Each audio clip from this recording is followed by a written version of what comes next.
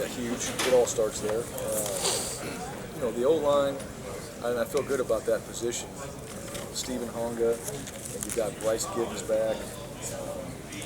And so, those two guys in particular inside, I think bring experience and leadership to that group. And the depth that we have amongst the O-line, even with some of the young guys that didn't play last year, we feel very good about. So that group in particular, I thought coming out of spring, I was really satisfied with. I thought Coach Bedell handled it absolutely the right way and moved guys around to guard, tackle positions, and kind of forecasted some of the things that could happen as the season went on. So we continue to keep everybody healthy in that group, and we'll go into the season with a good group of starters and also great depth at that position. What do you think will be some of the challenges you'll face as a first-year head coach? Yeah, I think there's a lot of things that will come up. I can't say I know exactly what they're going to be. I know the challenges we're going to face by the teams. I've seen the opponents we're going to play, so that's a challenge in itself. Know the coaches that we're going to face, so the type of schemes and the preparation that we're going to have to compete. And, I think there's going to be scenarios that come up in games, decisions that we have to make. Do we go for it on fourth down? We go for two? Those type of things, split-second decisions that hopefully, we're preparing ourselves for if we can. And you try to look at, what other guys have done in those situations, good and bad, and then try to mimic that in the practice and see what your reaction is going to be and how you're going to handle that. So that way, when it comes down to it, you don't make a split-second decision that you haven't really prepared yourself for. But I also know this. I know that'll happen too. I know there's things in there that we won't prepare for. We just haven't been thought out, and it will happen, and we'll deal with that. Hopefully it's a good situation, or we'll learn from it if it's not. Stephen, I talked to him earlier. He said he was kind of shocked or surprised when he was told he was coming down here. Was there any thought process in selecting him? You have a lot of offensive stars on your team, and you bring an unsung offensive lineman. Or not unsung, but Well, I think he and Ryan Carruthers, both those guys, it really does start there. It's not not just what people say, but those guys up front, Steve and Ryan in particular, two guys that are seniors that we feel very strongly about, that are not only good players but great leaders on our team. And so the bottom line is, there's a lot of star power at some other positions and things like that. That's really not what it's about. It's about leadership, and those guys provide that. And I think they're great examples to what we're trying to accomplish in our program. And that's the reason why Steven's here, and I know he's going to represent us well. I also know that he can go back and tell everybody and have great stories for what he's able to do here, and make it fun for the rest of the guys and the experience he has. With your quarterbacks, a little bit more on Adam. Is there things he can do this summer? I know that competition, like you said, is going to go into fall camp, but what are things he can do this summer, that can maybe separate that? Yeah, there's a lot. Yeah. Just because we're not out there with them doesn't mean we can't accomplish a tremendous amount. Yeah. And they've got film available to them with every concept and games. He can watch that. Those guys are doing their own practices in the summer, so they are out there working.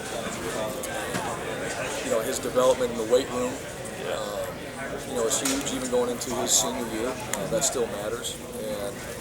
And I think the biggest thing is it's not. Is he lacking information? It's not. It's a matter of just doing it. And the one thing about Adam is, he's done this. He's been there, done it. He understands the preparation habits it takes to be successful. He wanted to come here to compete right away and play. And so that's very important to him. And his preparation, I think, has been very good and will continue. And it's going to be fun to get with him and actually be on the field and have a chance to coach him and maybe clean some things up that we can do as coaches to help him out, but then allow him to go out there and hopefully show us what he's learned since he's been here. Are you looking to establish quarterback before the first game, or would you be, if you went into the first game and you didn't really have to be a good guy, be more open to playing one or two guys? Well, I sure like to have a starter. The one thing coming out of spring, in springtime, there's no deadline. Everybody wants to have a starter name. You don't have to do that in spring. You have to do that in fall camp because you have a game coming up. You have a deadline. And I I'd love to have a guy coming out there being a starter. That doesn't mean that another quarterback may not play or come in there and contribute, but to go in there and have dual starters and you're going to play this quarter or this series, I think that's tough.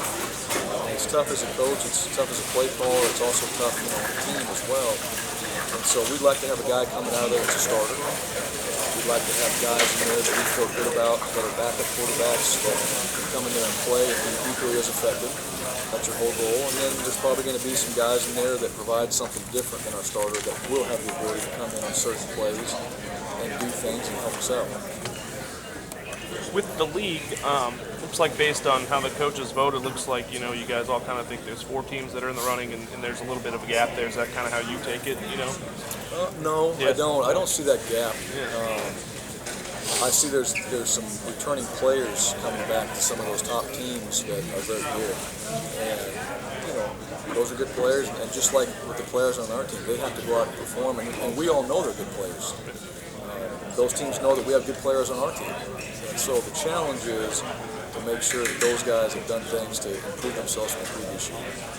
And that's the biggest question going into the season. And the other one is those rankings don't decide as coaches, the type of opponent we're playing. So even a lower ranked team can go out there and beat you anytime because they're going to be prepared and they're going to have good players too. So we're fully expecting a competitive conference, and that's what our mindset is, and we're not going to take that lightly, and we know what we're getting into.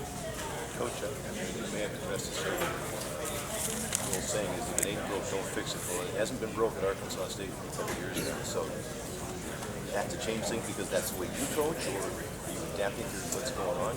Yeah, a little of both. You're absolutely right.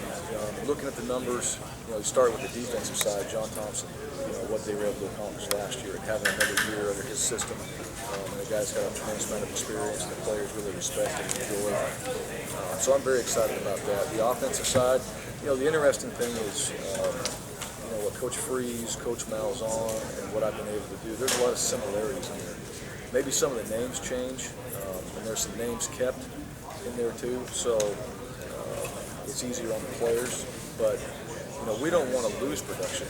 We want to continue to grow on what they've been able to do. Well, there's good schemes implemented there, the no huddle, the tempo. It's been very good for this program, and so we'll continue that. We'll have some new wrinkles, and like any coaching staff that would have stayed 2-3 years, you're going to go back and watch those films, and you're also going to evolve as a staff, which all those coaches have done. So it's our job now to kind of take what they've done, to build on it, evolve where they might have gone, and maybe add some new things in there that we believe in, and continue to grow it, but not to lose production at all, just because there's a way of doing it. The smart thing is to go in there and build off what they've been able to accomplish. Coach, at first, head coaching job is always intriguing, but anybody would want to grab the opportunity. But what is it about the Sun Belt that intrigues you and that people maybe don't realize? Maybe not one of the more recognizable conferences.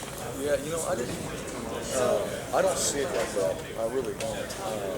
And first of all, to be honest with you, I saw Arkansas State. And Steve Roberts, when he was at Arkansas State, brought his staff to Boise State when I was there. And we did some professional development. And so I've known of Arkansas State for a while. And then knowing Coach Malzahn and having a chance to get in a professional development and spend time just trading ideas. I followed him from when he came from Auburn to Arkansas State. And so I've always been interested in this program, for several reasons. Now, the Sun Belt Conference, I look at it and it's competitive as any league in the country, in my opinion. And I think it's as exciting. When you look at the coaching, the type of coaches that are in this league, you look at the type of players that are coming out of this league, and all that to me, I just don't see it like that. I think it's an exciting conference. I think it's an exciting league. I think it's a great environment to have the opportunity to do some things, to go out there and be creative and to try stuff and to have fun, and to really develop your players and your system. And so that's what I look forward to, and what I see in this conference. And the more I watch film on the teams in here, the more excited I get, because I know that we're going to be an exciting competition and it's going to be an exciting environment. Perception kind of aggravates people who are on the inside and the outside looking in, because people don't realize, even though maybe some teams are moving to different conferences, that the Sun Belt is just as entertaining do. I guess that when you're on the inside, you see that a little bit more. Sure. Well, that's part of it. Perception is reality. I understand that, and it's I've been a part of some teams that have been down that road before, and all of a sudden in your mind you think you can and you do, and perception changes, and you're sitting there going, well, we've always been able to do these things. And so I don't try to get caught up too much in that. I worry about making sure that our coaches and our players run a program that helps them grow personally, that we have great relationships, and we put a great product on the field. And so that's what's important to me. And I think if we do that, that's really the type of perception that we want. Since you've taken over